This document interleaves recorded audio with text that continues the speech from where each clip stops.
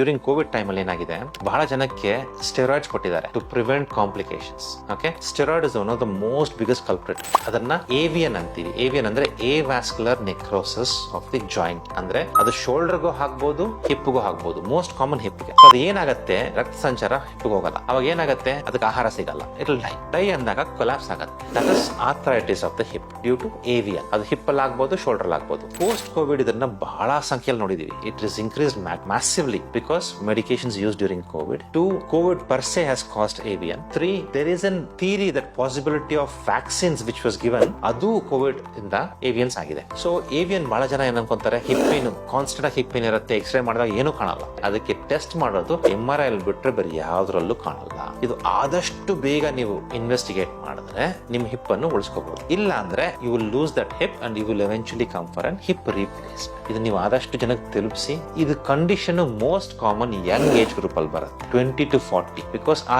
Age group ಅಲ್ಲಿ hip replacement ಮಾಡೋದು ಒಳ್ಳೇದಲ್ಲ. ಸೊ ಅದರಿಂದ early prevention and early detection is very very important.